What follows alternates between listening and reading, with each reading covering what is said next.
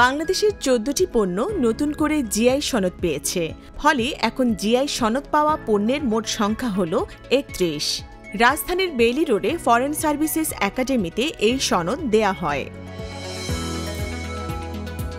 আঞ্চলিকভাবে যে পণ্যগুলি আছে, এই যে রংপুরের কার্পেট আছে, শীতলপাটি আছে, বিভিন্ন প্রোডাক্ট আছে, সেখানে যদি আমাদের এই বাজারগুলি আমরা শোকেসিং করতে পারি, আমাদের এই প্রোডাক্টগুলি, আমাদের যে জিআই পণ্যগুলো, আমরা যখন বিভিন্ন দেশে যাই আমরা তাদের অথেন্টিক জিনিসগুলি আমরা কিনতে চাই।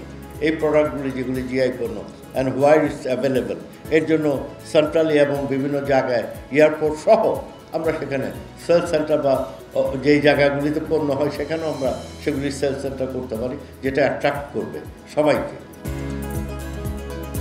অনুষ্ঠানের আয়োজন করে শিল্প মন্ত্রণালয়ের পেটেন্ট, শিল্প নকশা ও ট্রেডমার্ক অধিদপ্তর। আমরা যদি ছোট ছোট কুটির মাইক্রো শিল্পকে আমরা প্রমোট করতে পারি এবং তাদেরকে ট্রেনিংয়ের মাধ্যমে প্রযুক্তির সাথে খাপ খাইয়ে তাদেরকে সামনের দিকে আনতে পারি, আমাদের এই যে শিল্প খাতের অবদান, আমি বিশ্বাস করি যে এই 40% যাওয়া 2030-এর অনেক আগে আমরা হয়তো ইনশাল্লাহ যেতে পারবো।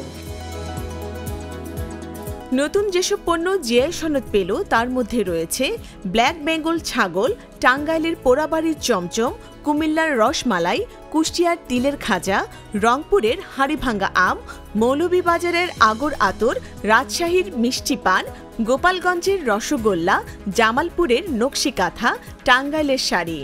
যদিও এরই মধ্যে টাঙ্গাইলের শাড়ির জিআই সনদ নিয়েছে পশ্চিমবঙ্গ, ফলে বাংলাদেশ সরকার এখন আইনি লড়াইয়ের সিদ্ধান্ত নিয়েছে।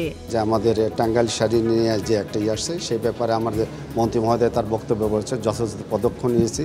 আমরা বাইলেটারাল এটা মীমাংসা করার চেষ্টা করছি।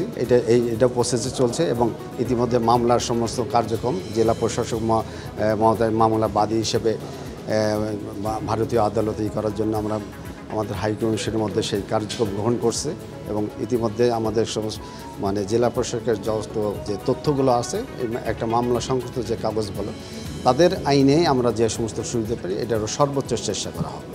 জিআই সনদ বিতরণ অনুষ্ঠানে অন্যান্যদের মধ্যে উপস্থিত ছিলেন শিল্পমন্ত্রী নুরুল মজিদ মাহমুদ হুমায়ুন, সিনিয়র শিল্প সচিব জাকিয়া সুলতানা, ডিপিডিটির মহাপরিচালক মুনিম হাসান।